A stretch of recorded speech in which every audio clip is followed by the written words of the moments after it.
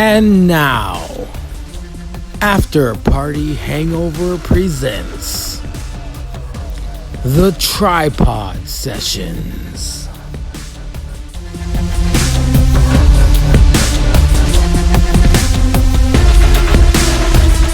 Welcome to the After Party Hangover Tripod Sessions. This is a part 2. You can find part 1 on YouTube. It's all combined will be on YouTube, but the second half of NXT review will be on Anchor. With me, I got the great Bretsky 99, and hopefully joining us pretty soon will be Big Carpe Julius _ Caesar. But we left off on NXT the second half. Rhea Ripley and Io Shirai versus Charlotte Flair and Chelsea Green of the Robert Stone brand. Chelsea gonna kill herself doing that suicide dive. They really need to stop doing that move, especially people who are not as experienced as a Daniel Bryan or, as the seasoned veterans. Chelsea, she got her ass whooped during this match. She put on a good fight, but she did get her ass destroyed. She almost killed herself. After an accidental hit to Rhea, Charlotte pins Io with her legs on the ropes for the roll-up win. Bretsky, what did you think of this match, and what are your notes on it? I didn't really take many notes on it because it wasn't very noteworthy to me. But yeah, the same kind of thing with the suicide dive. She needs to stop doing those at least for a little bit because she will snap her neck. It's not very good looking.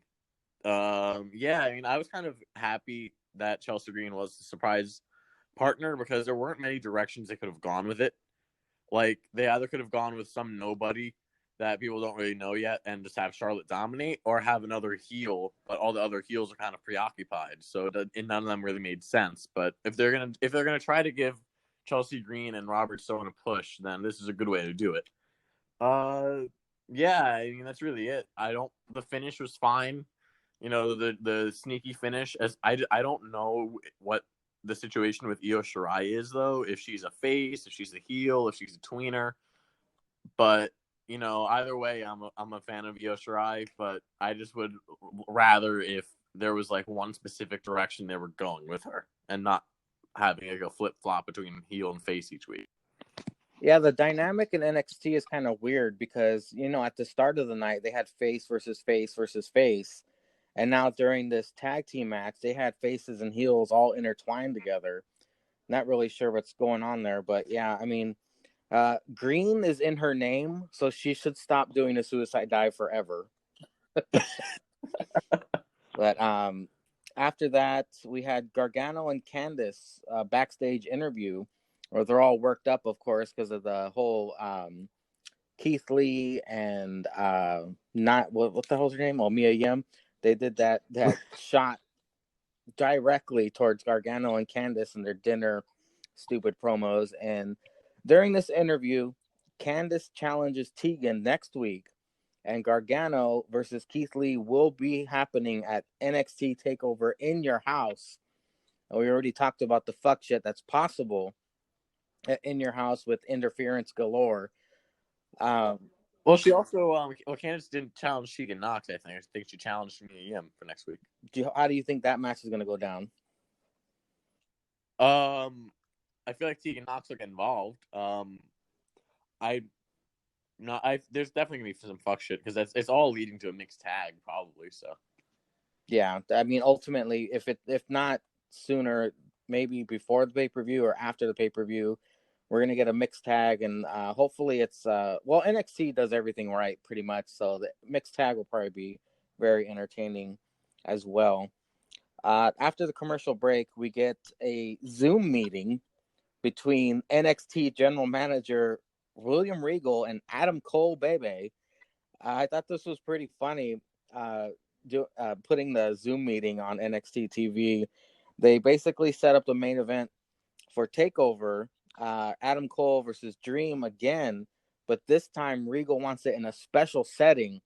And what I wanted to ask both of you is, what kind of special setting do you think Regal's gonna have? Because with all the cinematic matches they've been having lately, the options are limitless. Like, what in the world do you think they're gonna pull out for Adam Cole versus Velveteen Dream at Takeover? Yeah, this is really intriguing. I was kind of, oh, Jesus Christ, oh my God, I'm gonna kill myself. But yeah, I was surprised, to be honest, because I'm like, I didn't feel like this feud needed a special location, or like, or maybe what they're thinking is not cinematic and more like that Gargano Ciampa last time ever match. But I was kind of surprised. I'm very interested because I feel like it could be fun. My best guess would be like, I don't know, fucking some kind of like light store or something like that, just because I really have no idea, because it was like, oh, you both want the spotlight so much, like, or maybe like a theater. I really have no idea. I'm very interested to see what it is, but I really have no idea. I don't know if you have any I like ideas. your close attention to detail. That's why I love having you as a guest, because I didn't even catch that. I didn't catch him saying you both love the spotlight so much, and that being a clue to where the setting could be. Um, yeah, you're probably right. They might have it just like the last match ever with Cole. I mean Cole with Ciampa and Gargano. Uh, Hopefully, with Velveteen Dream, there's going to be some dramatics, and there's going to be lights and probably glitter all over the goddamn place again, covering Adam Cole's entire body, making him look like a fucking disco ball. But hopefully it's something creative, and I have all the faith in the world with NXT. They're going to wow us somehow. Maybe it's remember, I don't know if we were talking about this in the Hall of Fame chat or on last week's pod, but they might bring back the classic in your house setting. Maybe it's something like that, or I don't know. I guess we'll find out. But Something else interesting to me about it. I mean, this is like you said, it was a very interesting promo, and I really liked the Zoom call aspect of it. Something interesting to me, and it could just be that they forgot about it, but it could also be like, oh, clue, is in the beginning when Regal was asking what Cole's terms were. Adam Cole said two things. Other than the match with him and Dream, he said, we never got a fair shake of the tag team titles. I want another fair shake of the tag team titles." And they never mentioned it again after that. So I'm very interested to see what that leads to, if it leads to anything. But I'm interested to see like if that leads to something like some interference, some three ways with Imperium and Lorcan and Birch, or whatever it is. well, speaking of Lorcan and Birch, that's the next segment after the commercial. We get that pretty cool video package showcasing both of them, and I guess it's looking like they're going to get a push finally. Because I had always compared them to be like the enhancement tag team. Like they can go, like they're the Cesaro of tag teams. They can go, they can perform, they can make their opponents look amazing, but they never win. So maybe now it's finally time for them to shine. And who better to take the belts off than Imperium? Because they're a bunch of jerks, and Lorcan and Birch are, I guess, their faces now.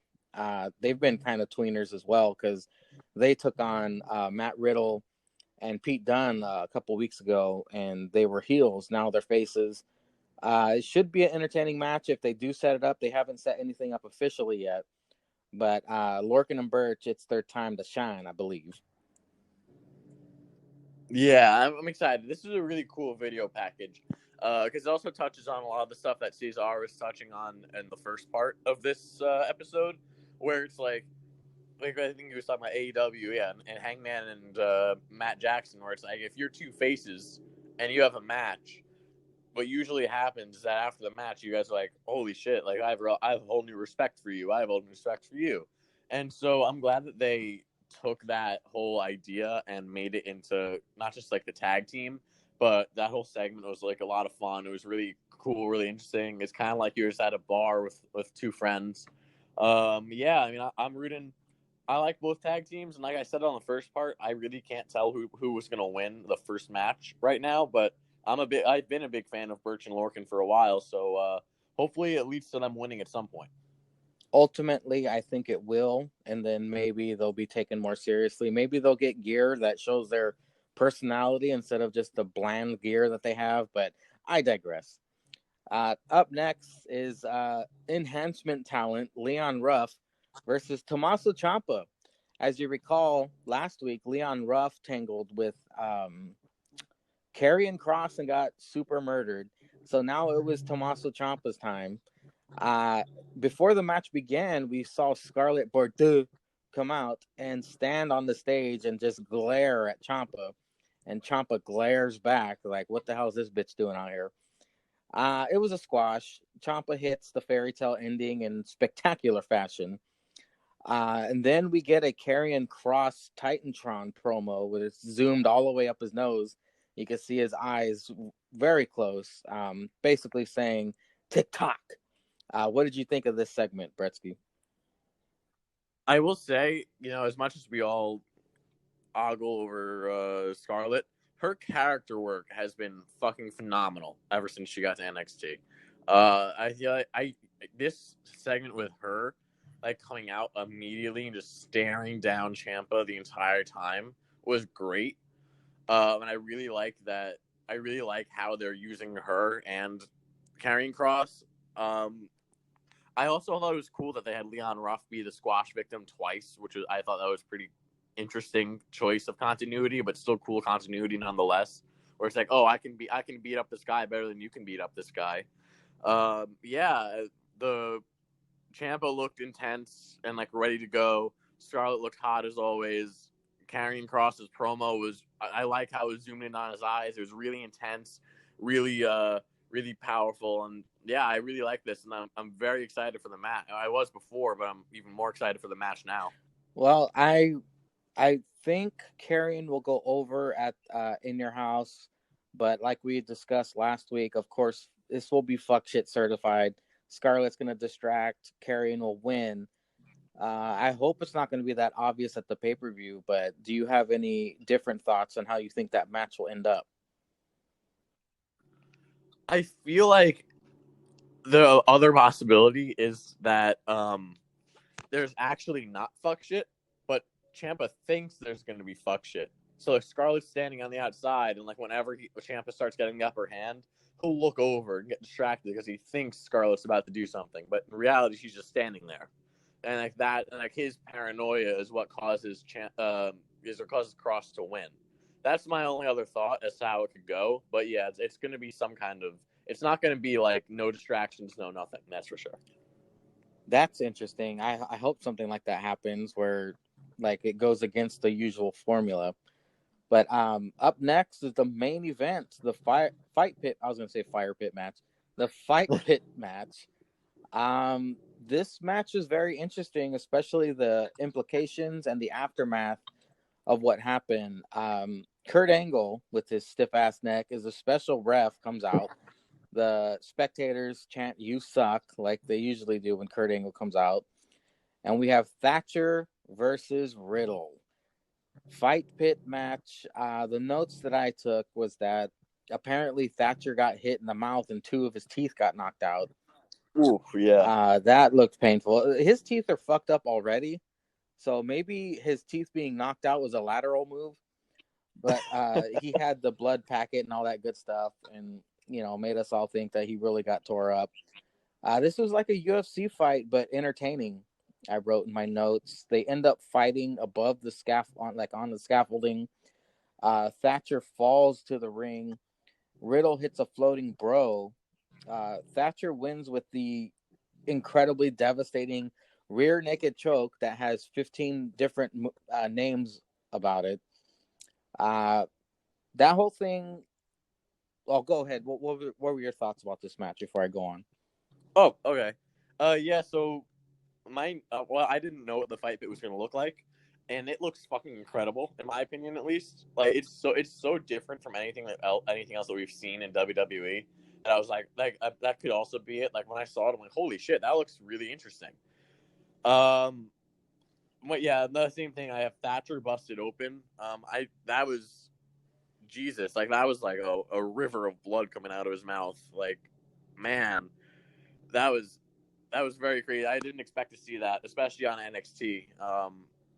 And yeah, other than that, the floating bro off the scaffolding looked very painful to take and to do. They kept on saying that the scaffolding was 7 feet above the ring, but I highly doubt that. Like, Kurt Angle was standing there, and it looked, and he's over 6 feet, and it looked like there was more than a foot between the top of his head and the scaffolding, but I'm not sure. I was really shocked that Thatcher won. I mean, obviously there's the rumors that Matt Riddle goes to SmackDown, but I was very surprised at that, and I feel like there could be a push in store for him, like maybe him versus Pete Dunne feud, which I would love to see. But yeah, I mean, I loved this match. This is so different to anything else that we've ever seen in WWE, at least in recent memory. It was like it was essentially to me what the Brawl for All should have and could have been. Like, this was great. And I hope that they don't overuse the fight pit. Like, maybe, like, if they bring it back ever, bring it back for special occasions. Like, maybe it's Matt Riddle's special match or something. Riddle going to SmackDown, is that a good or a bad thing? Do you think Riddle's going to get buried in the talent, or do you think they have a really good story for him heading into SmackDown? Well, I feel like the first few, I think I said this on the first part, I feel like the first few you'll have is with King Corbin. But yeah, and I don't mind that because King Corbin's now running with Nakamura and Cesaro because Sami Zayn can't leave his house because he doesn't want to. Yeah, so I feel like they're gonna have, he's too popular. It's not like a Zack Ryder situation where he got popular. He's just been popular since he got there, and he's great in the ring as well. So I feel like he'll be fine. He'll be able to at least cruise on. Well, Julius _ Caesar has joined us. Sir, do you have your notes available? Yeah, for NXT. Yes, yeah. We left off on Rhea Ripley and Io Shirai versus Charlotte and Chelsea. Did you have any notes about that match? Okay, Rhea Ripley. Oh yeah, so Chelsea Green getting the shine. You know, I guess they're trying to promote, get more chicks on the brand for some ring time. Thought it was good, so I guess they're gonna test her out to see how she is. I thought the tag match wasn't bad. A lot of fuck shit going on with Candice coming out, Tegan Knox coming out, so I guess they're gonna feud off, maybe before she feuds with Mia. Well, she's feuding with Mia Yim, and then Tegan Knox will be out there. But I didn't think it was a bad match. Thought it was pretty good. Everybody got their shit in, and then it's a triple threat in your house for the belt. Well, Bretsky and I were talking about how Chelsea Green really needs to stop doing the suicide dive where she's going to kill herself. Yeah, you're right. She, it did not look good. It was sloppy, and it was a decent match, but yeah, you're right. Lots of fuck shit going down. What did you think about the Zoom meeting between Regal and Adam Cole, where they announced that Cole and Dream will face off once again in your house, but it'll be a fantastical setting? Me and Bretsky were going over some possible theories, but I really want to know what you think Regal's going to pull out of his ass to make this match special, and what setting do you believe it will be in? Honestly, I didn't really give that much thought. I mean, it can't be a cage. I mean, it can't be is it going to be a ladder match? I don't know. I mean, they were in the first North American Championship ladder match together, so it could be a ladder match. I don't know. The way he said spotlight really makes me think like ladder match now. That's exactly what Brett said. He said that's why I love having you guys on this, because you guys catch stuff that I didn't even pay attention to. When Regal said you both want the spotlight, I didn't catch that, but both of you said the same thing, and it could be a ladder match. I mean, the possibilities are endless, really. Yeah. So, but I'm just thinking ladder match. Yeah, which I think will be good. That would be awesome, and both of those guys are excellent performers. Ladder match would be amazing between those two. Yeah. Fuck shit certified. Of course. Yeah. What were your thoughts on the squash match and the Scarlett coming out with Ciampa when Ciampa took out Leon Ruff?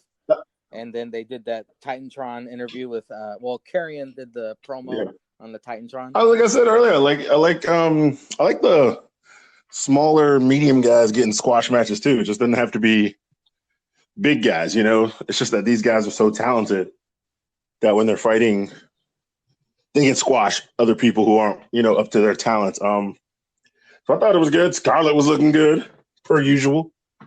I think it's a little bit of mind games. I like the mind games that they're trying to do. She's scouting him for Karrion, and just, you know, she's just going to be there just to watch over him. So he has to concentrate on her as well as his matches, as well as Karrion.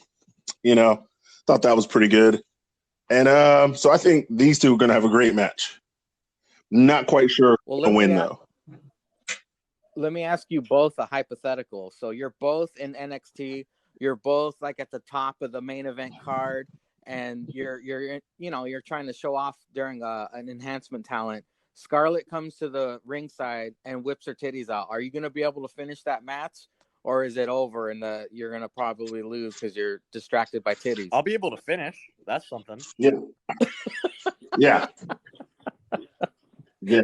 I don't know if it's the match or not, but I'm about to pull a champ. I'm about to hit the finisher and just keep staring while I'm pinning the guy. And then I'm gonna finish something later in the back. The referee disqualifies you for a foreign object. Hey. I mean, it's just enhancement talent. I'll take the L. Still got to see some titties though. Yeah, ultimately it's a W. Yeah. You win or you win. And what it stands for, it's up to you. What? You know, because whacking. Oh. All right. Well, the main event, Ceizar, we discussed the fire pit matchup. The fight pit. Fire pit. God damn it! You drunk already? It's fucking 12 o'clock here. What is it? 8 there? You drunk? Fire. They're sitting around making some s'mores. Yeah. Fucking fire pit. Stabbing each smoking other. cigars. Yeah, making s'mores. Telling a There's a fucking dragon. A dragon show. Yeah. Now, what were your notes on the main event, Ceizar? I really like this cage match. Like, I don't know why a ref would be on top of the thing though. I guess they could fight up there and stand. I don't know. So I have no purpose of why the ref was on the top of the cage. I thought Kurt Angle did a good job of playing the ref in this match. And I really like the new cage. That fucking flip Riddle did off the top of it was really, really good. Thatch got a big win, so he needs that as a new talent. And I like Riddle always puts people over, you know, and it never really seems to hurt him. If he loses the big names or if he loses the new names, he's still Matt Riddle. He's still fucking good. So I thought it was a good main event. Well, you know, the whole time I was thinking how much better this match would be if Pete Dunne were in it. Do you think Pete Dunne and Thatcher is going to be the next feud on NXT? Could be. Eventually. It could be, and I think it would be really good. Both their styles should mesh. So I think that'd be hard hitting as fuck. Yeah. Well, combined throughout the whole night, what was your guys' favorite moment from NXT? We had the triple threat match to kick it off. We had Gargano and Candice with their nonsense. Anything stand out to you guys? Shotzi Blackheart with her Tonka tank. I did laugh at myself when Shotzi did the coffin drop, and that's all I could think was her horribly bad promo, where she kept yelling crunch. Because like in my head, I was like, crunch, there goes your back, Shotzi. Like that's all I kept saying in my head. So I was like halfway laughing while still trying to watch the match. Through that. That cage match was really good. I'm probably going to go back and watch that again. But yeah, other than that, that's all I could really think of.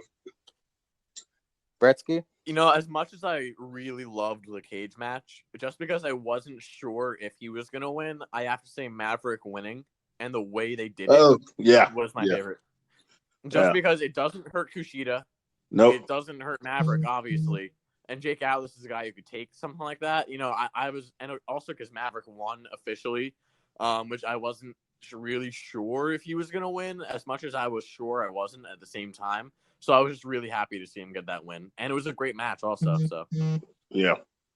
Do you guys think Maverick's going to come out next week with the bandaged arm again and sell it again? Or do you think No, he'll finally stop? I think he should be good for next week.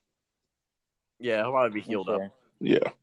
It's like, how much more underdog shit did they have to throw at him? His job's on the line. He's 140 pounds. He only has one arm. It's like, all right, guys, what are you going to do? Shoot him next when he's on his way to the ring? Exactly.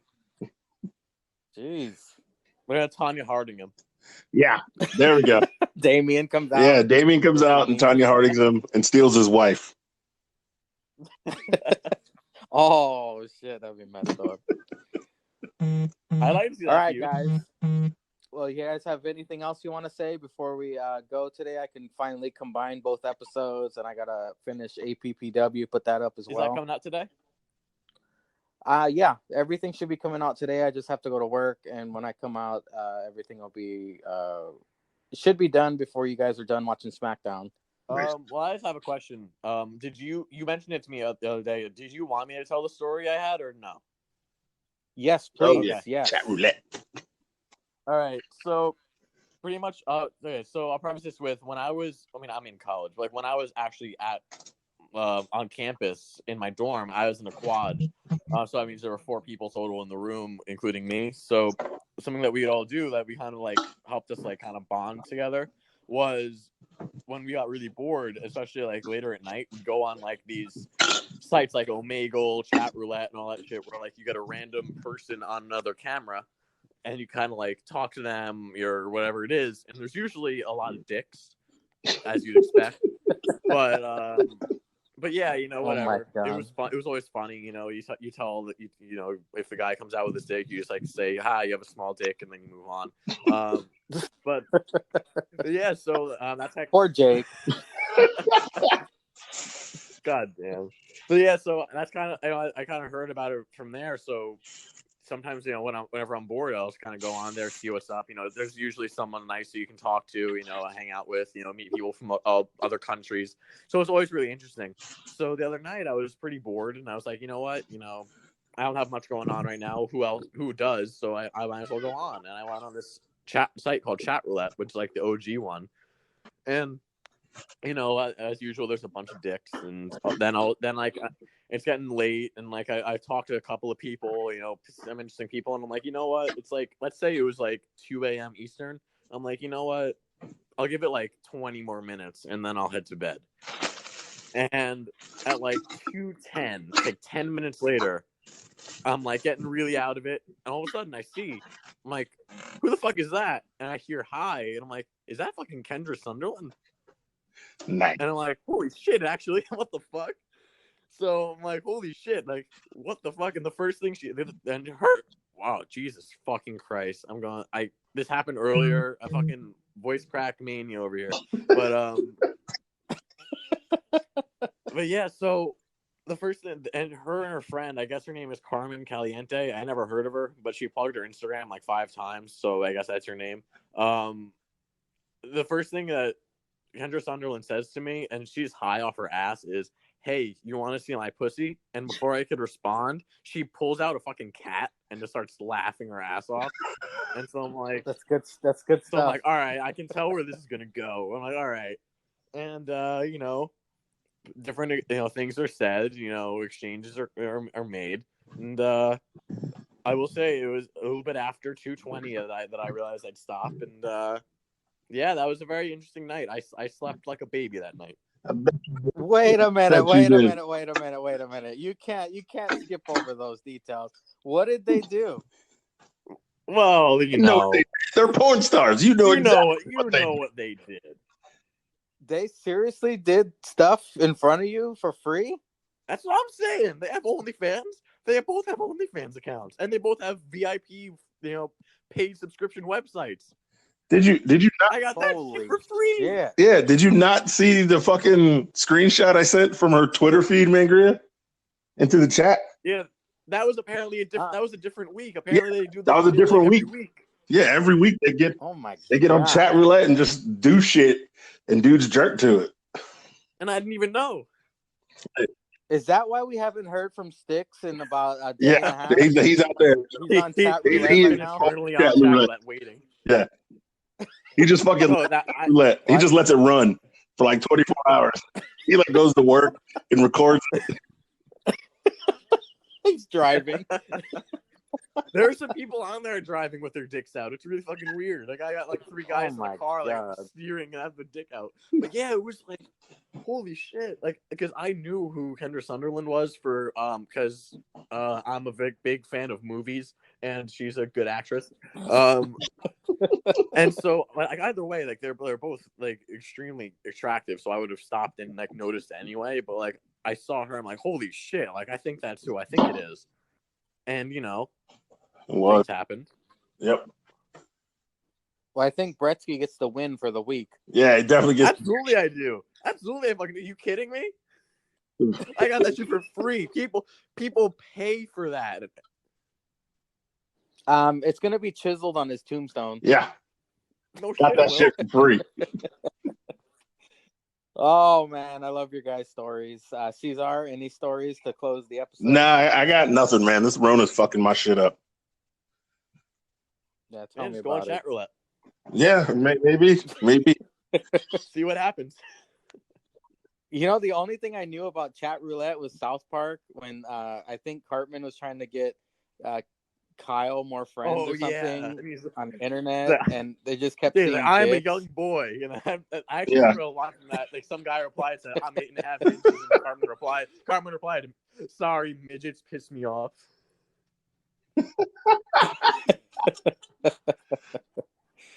Oh man! All right, guys. Well, thanks for coming back and finishing the episode. Like I said, everything will be up later today. Thank you for your time. Thank everybody for listening. I know Peter Wayne Kent's waiting. He messaged me. He wants some tripod stat.